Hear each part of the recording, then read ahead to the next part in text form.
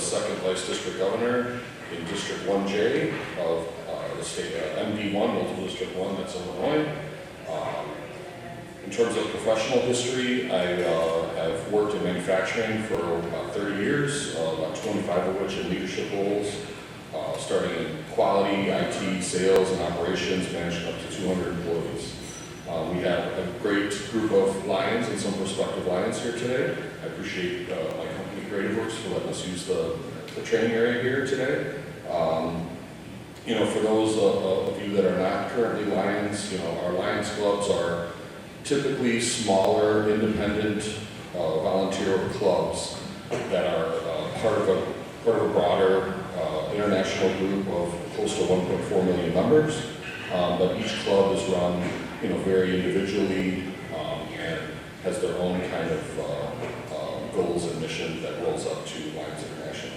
The topic today is transcending leadership skills within business and your Lions experience. So within our Lions clubs, you know, again, we're all volunteers. Various people are maybe still are in their midst of their careers, like myself. Others are retired. Maybe others haven't, you know, didn't have like a professional career. So there's, you know, a lot of variation in there. But this is about looking at leadership skills and styles within business, and then within our Lions volunteer work, and maybe things we can learn from one or the other to apply. So some goals. The goals for today: define key aspects of leadership skills and styles across sectors.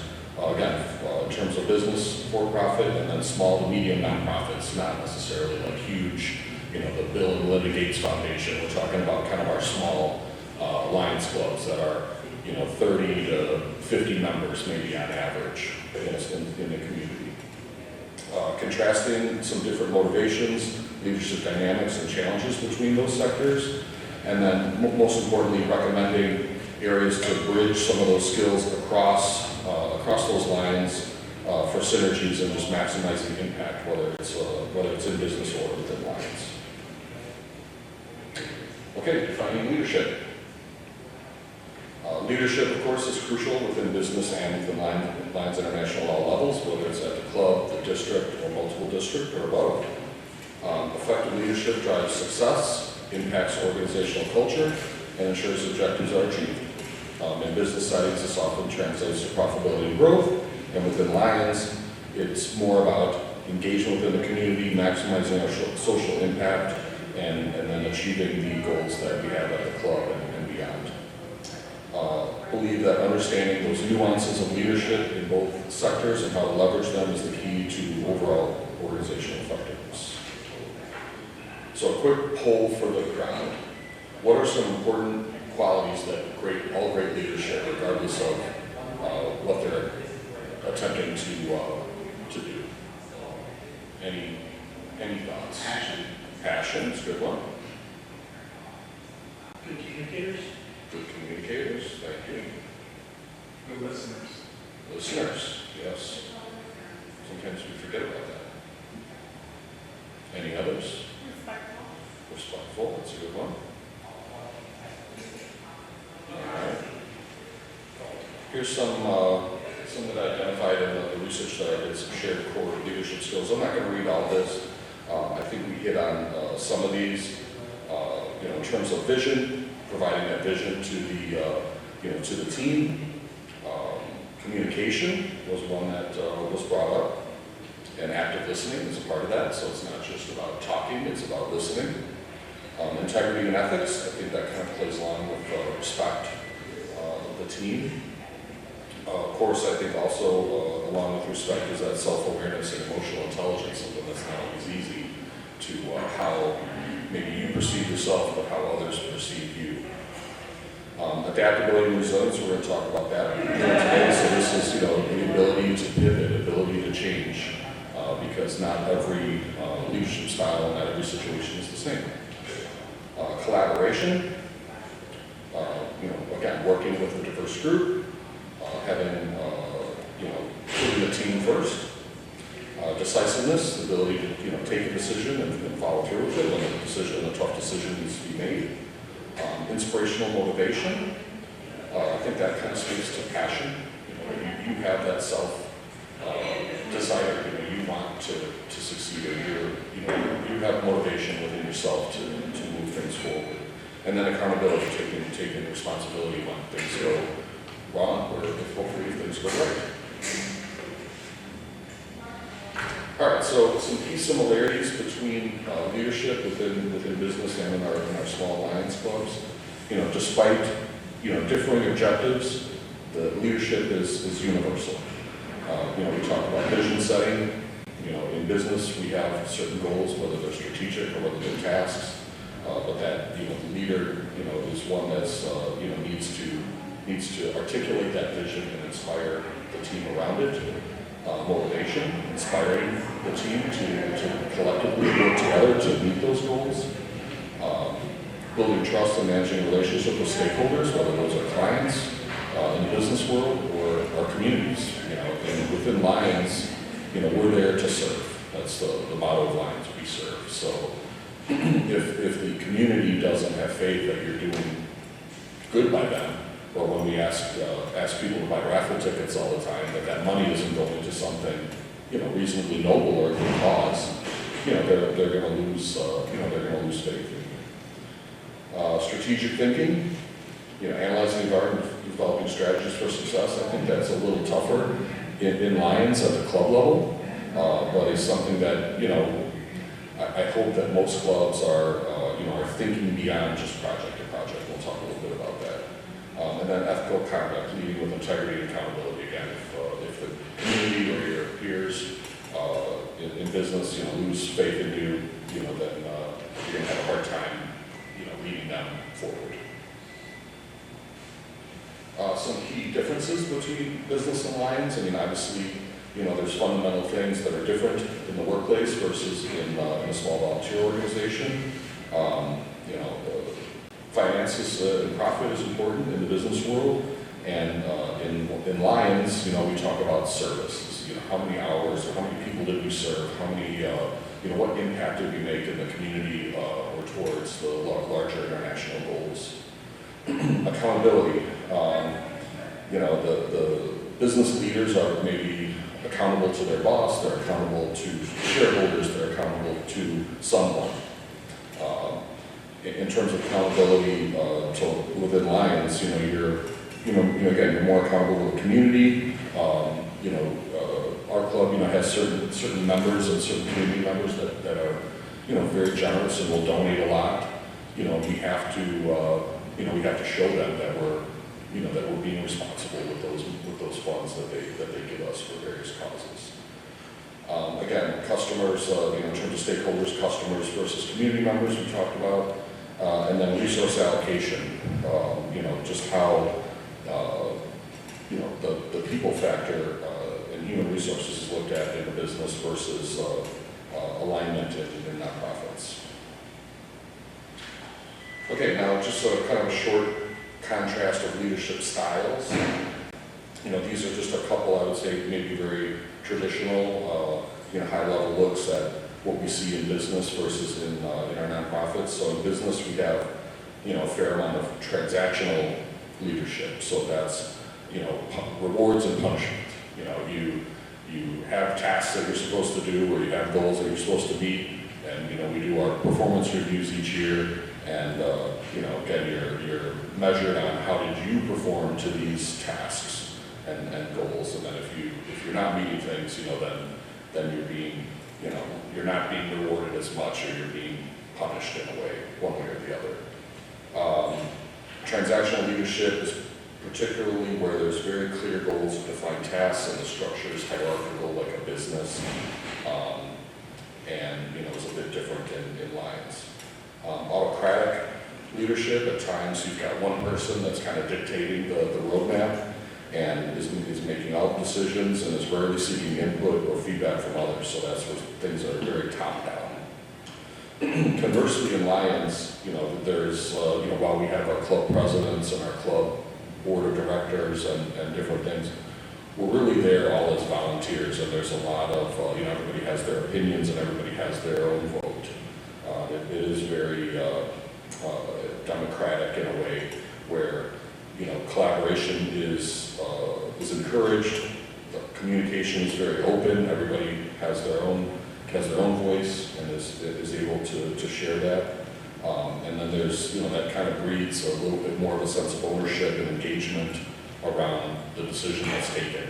Maybe not everybody doesn't agree with it. I know at Creative Works we talk about team together, team apart. I talk about that when I meet with various Lions clubs as well, because we have the same kinds of dynamics that go on there. But overall, when we follow our Robert's Rules of Order and we are following the process within Lions, everything is put to a vote, and then it's the team is making that decision. It's rarely just one person. And then in terms of transformational leadership, again, that's that shared vision and motivating and encouraging people to participate and get behind that. So again, just kind of in summary, that's some key differences. Again, profit versus service, clients versus community, how people are engaged, and then how resources are allocated. Okay, next. Anybody have any questions on those or builds on the leadership styles or leadership between business and nonprofits? Pretty high level, pretty self-explanatory.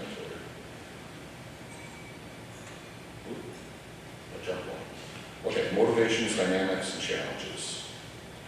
So in terms of motivations in business, obviously when we're here at work, we're here for our families, we're here to earn a wage. It's a pay per performance model. We're also interested in furthering our careers. We want to develop as people as well as teams and for the company. And for the most part, recognition, while there is non-financial appreciation and some verbal acknowledgments, we do also still like to be recognized. In business, I'd say we're motivated. We have our job descriptions. We have, managers that, again, they have a higher level maybe of accountability for certain results or certain outputs. And then as they drive those, those values or expectations down, sometimes we have teams within our same company that have, differing goals. We're not quite maybe as unified as a small nonprofit where you got a handful of people just working on a project here and a project there.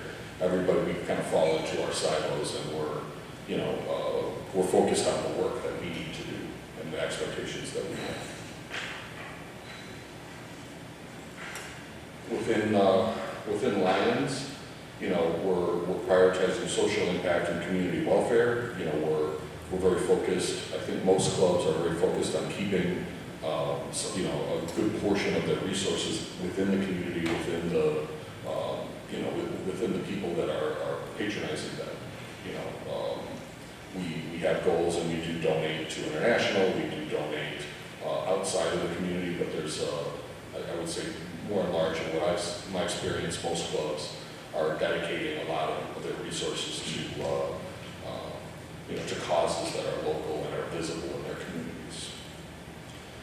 Intrinsic rewards, so building relationships, it's networking, it's social, and it's not necessarily tied to a job description. We're there, members can come and participate in events as they want. They're not necessarily tied to every fundraiser, every event, but there's a sense of community. And then in terms of appreciation, recruiting, training, and retaining people, and I would say more so engaging them and making it fun, making it something that they want to do because they're taking time away from their families and from other, from maybe other groups that they participate in.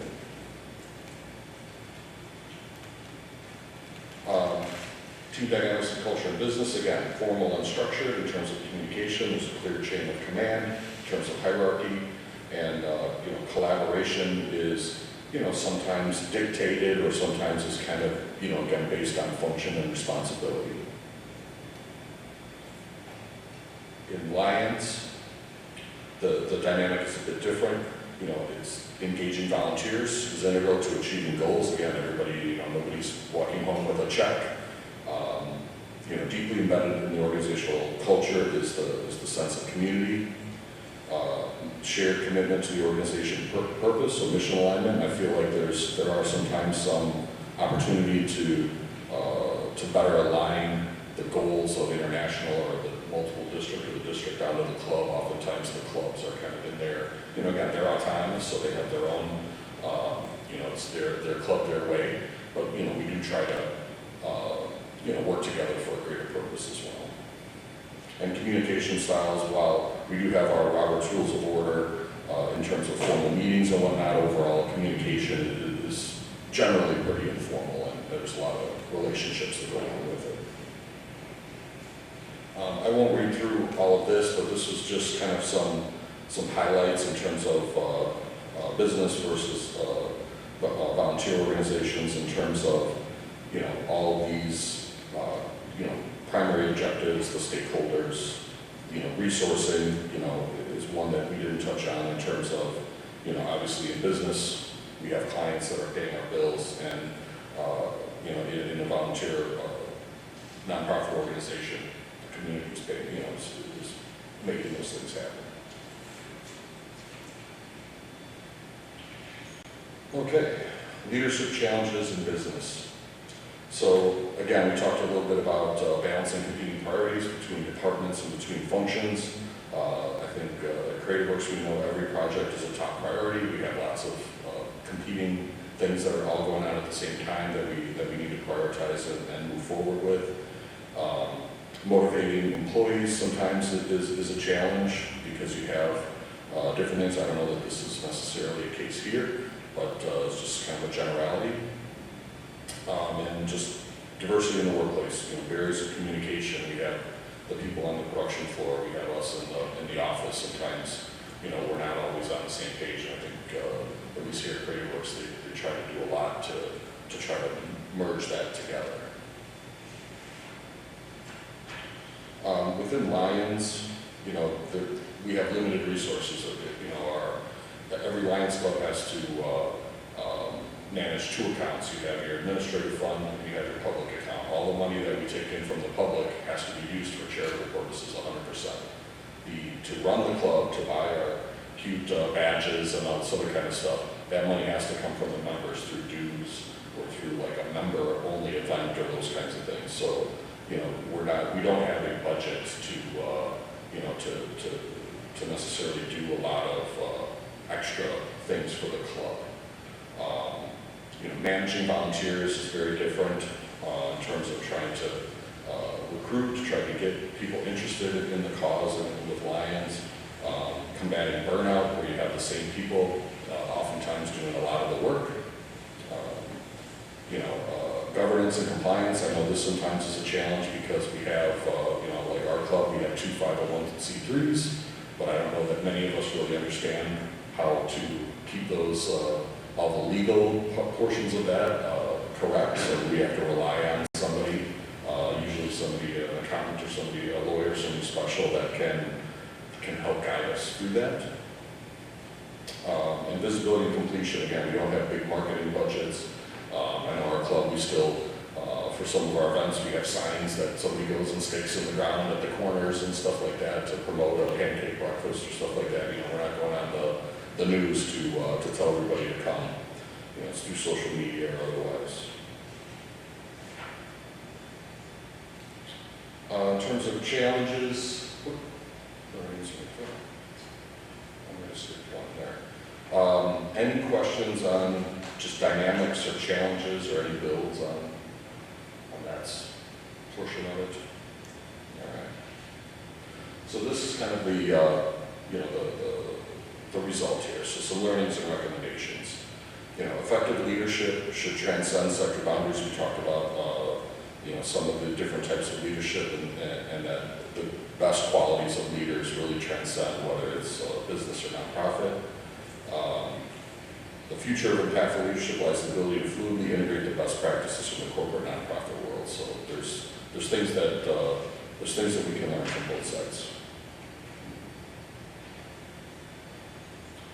Okay, so some adaptive strategies for cross-sector success. So we talked about some of the positives of the different types of leadership and why they work. So situational leadership, this is all about matching, people's skills, people's competencies with the tasks at hand or the needs that they have. There are different,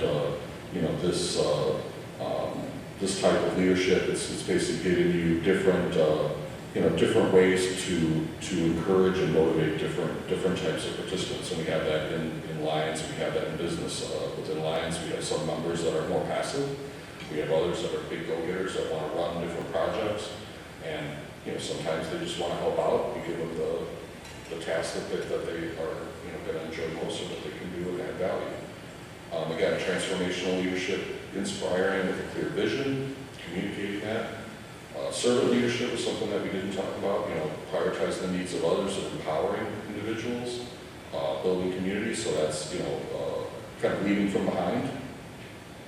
And then the, transactional leadership where it makes sense, again, sometimes people, appreciate clear expectations and knowing the end in mind of what it is that they're trying to accomplish.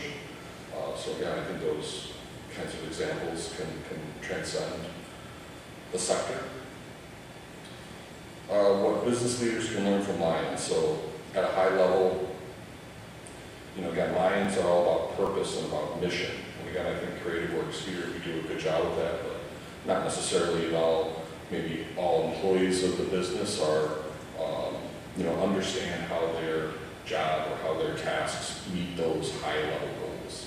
And I think we have that in Lions to a degree as well, but overall it's something that within a small group, you have maybe better alignment of what the mission is and that everybody's pitching in towards it. The idea of intrinsic motivation, again, this is where it's maybe coming more from the heart, where you have that self-motivation, you're not pressured to doing something, you have personal interest and enjoyment in doing the work that you're doing. And then again, the sense of community building, again, I think at Creative Works we do a good job with this. But, again, just at a high level is, again, the social satisfaction, the groups, and engaging outside of the walls of the company. What Lions leaders can learn from business. So again, in business, we're very good about structure. We're very good about strategic planning and accountability. People just kind of knowing what it is that they need to do, and then planning not only for one project or one event within the Lions, but for the longer term, maybe for the year, for 3 years. Hey, how do we want to grow? Do we want to charter a new club in the nearby community? I think oftentimes within Lions clubs, we're kind of in our bubble to do the things that we're tasked to do now, not necessarily looking forward, planning ahead. Using data to make decisions. Again, we'll look at the success of a project and decide whether we want to do it the next time, but maybe there's other data available within the community or things that we're doing that can teach us things or can help guide the activity. And then talent development. So I think a challenge that the Lions clubs have is engaging new members early. When somebody comes in new, giving them opportunities, giving them things to where they can add value and finding what their passion is. In business, I think we do a better job of that. We hire somebody for the job that they want or that they're or the job that they aspire to have to get them there, and are clear about what it is that they need to do. And Lions clubs, and again with our various projects, there's a lot of participation sometimes, but not everybody, they're kind of there to help, but they don't necessarily know what it is that they need to do. So that's an opportunity.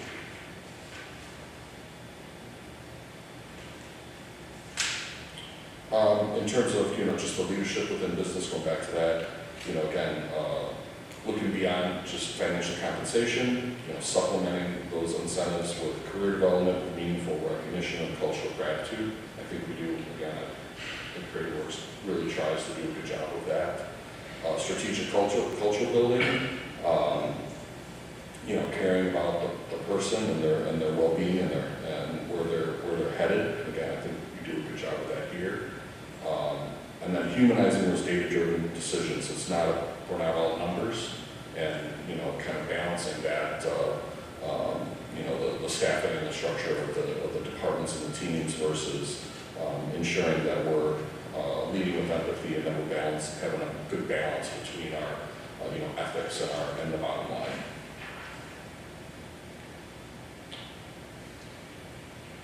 Within Lions, you know, again, going back to strengthening structure and sustainability, you know, continuously connecting tasks to the mission, trying to offer challenges for the team, and again, those intrinsic rewards, finding people's passion and you know, and helping exploit that in a positive way so that they feel good about what it is that they're doing. Formalizing where necessary, again, is something I aspire to do within my own club of, as we do various projects, trying to build a little documentation or a little instruction on, you know, how the project works so that it's easy to transfer down when somebody leaves or you know, or taking those lessons learned and remembering them for the next time.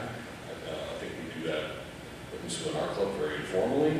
I think there's opportunity there just to try to, you know, set goals. Hey, we made, you know, X thousand dollars of charitable funds last time we did our, you know, XYZ fundraiser.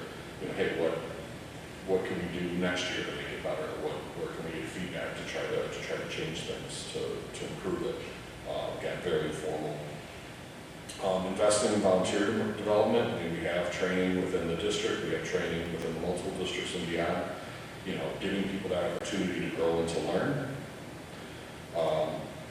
You know, and then strategic stakeholder engagement. This is something our club is kind of going back to in terms of, you know, more outreach and how do we reach out to businesses or new businesses or, you know, as people change in the community that we stay relevant and that we stay engaged with them.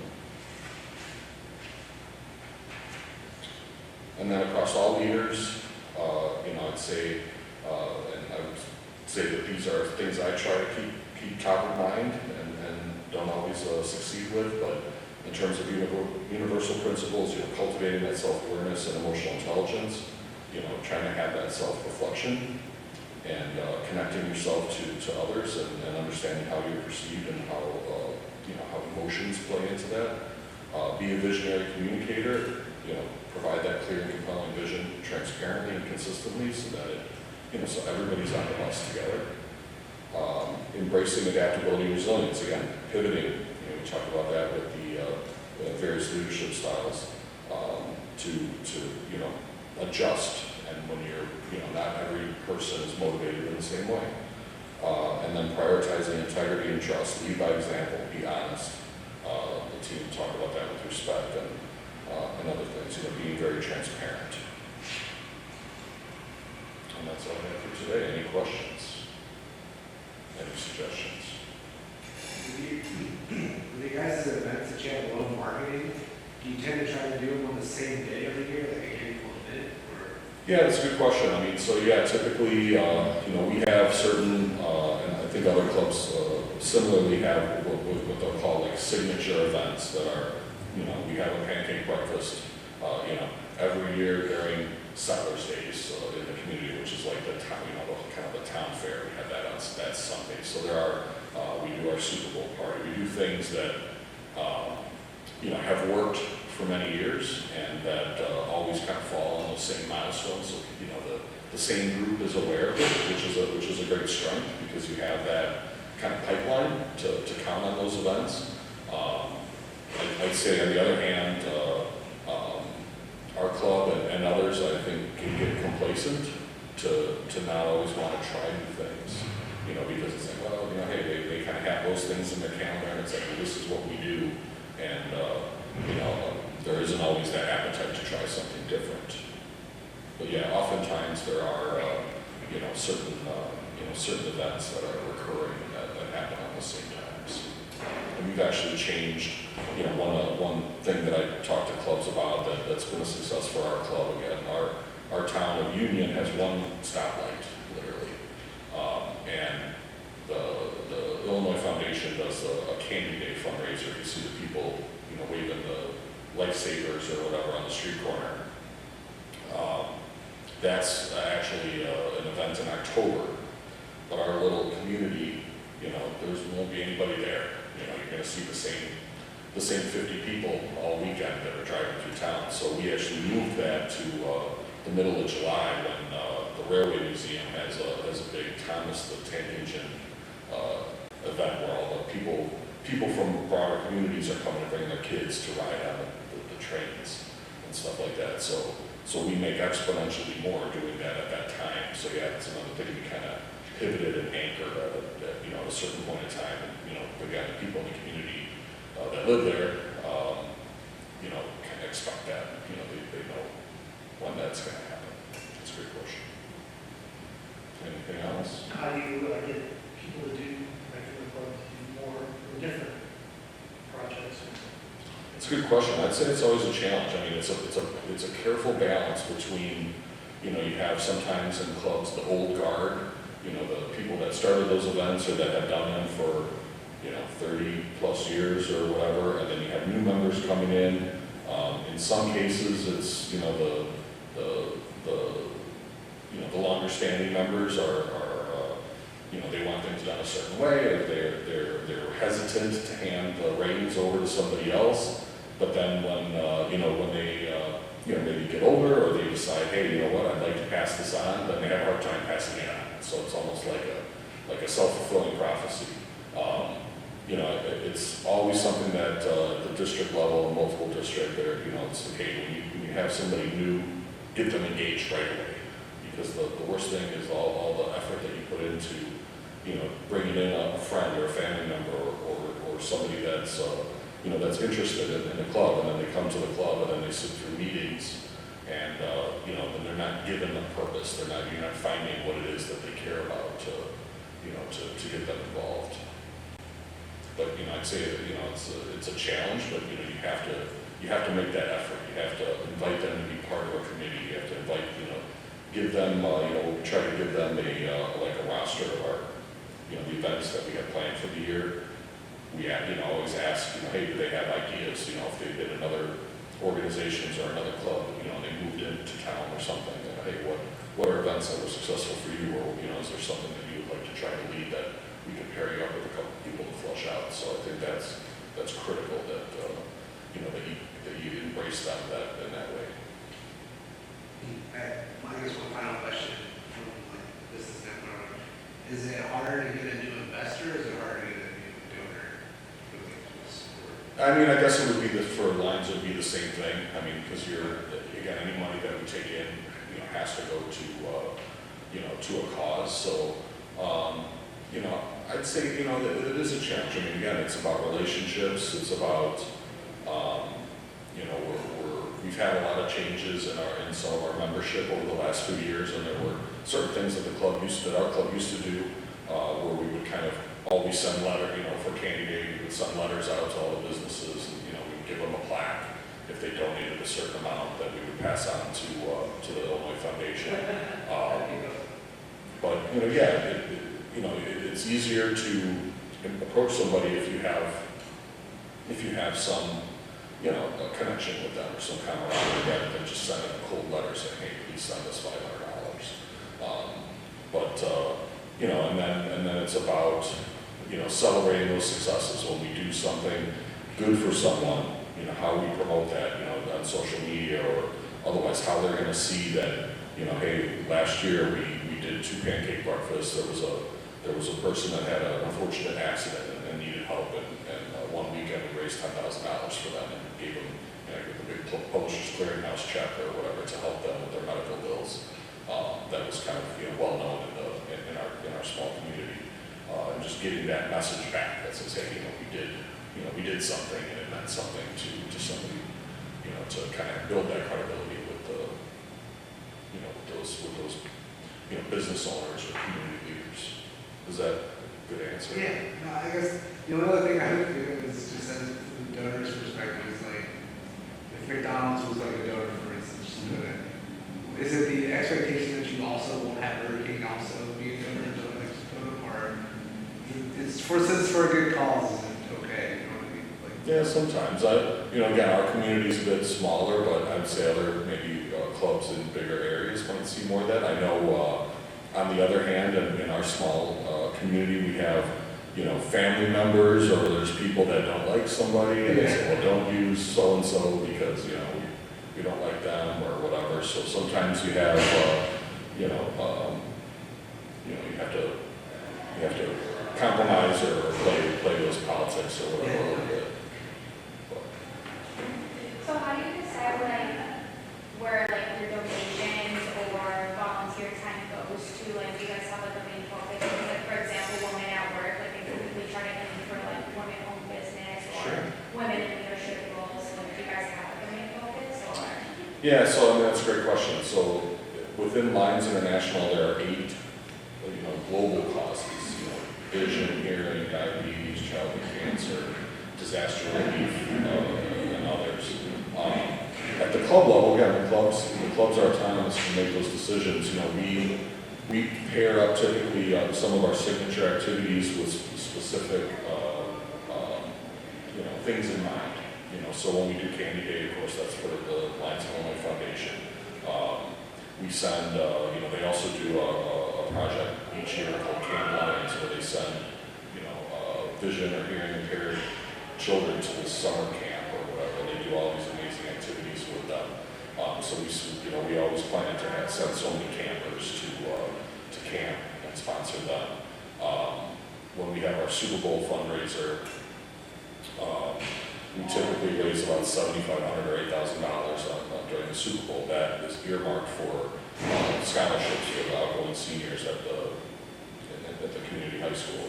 So there's definitely certain things, and I'd say it's always better. Our pancake breakfast, we always look for somebody in the community in need, and that's kind of a challenge within the club of if you can identify somebody that that needs support in the community, then we typically will get a better return or more participation from the community, which is visibility. Again, all that money is going to them. So we I'd say that the better fundraisers when I come in, and I'm always asking everybody if they want to buy raffle tickets. It's always it's a good question. It's well, hey, what is this money going to? And I'd say the best things are where that's on that ticket. It's hey, this these are where these funds are going to. And sometimes it's going into our general fund where the unpredictability of hey, something happens in the community, and it's somebody needs help, and we have some funds in the bank that we can write them a check.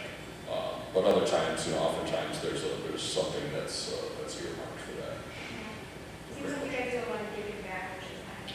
Yeah, and that's something great about the Lions is that 100% of the money goes to a charitable foundation or endeavor, or to somebody in need. We're not allowed to use any of those funds for the club, so to speak. We're not buying ourselves steak dinners with the money. Do you guys have a majority of men in the group, or do you guys have women as well? That's a great question. So when Lions originally started, it was in I think 1907, 1917. It was co-ed, and then after a couple of years, then it was Lions, and then they started having Lioness clubs. My mother was actually a charter member of the Lioness Club in our community when my dad and all the guys were Lions, so they kind of had their own groups. Some years ago, they cut. They stopped chartering Lioness clubs and said, hey, we want everybody's a Lion. Yeah. So we do in our club. We have about 66 members. And I think we have about a dozen females, so which is great. Yeah. Anything else? All right. Well, thank you very much for participating and hearing me out today. Thank you.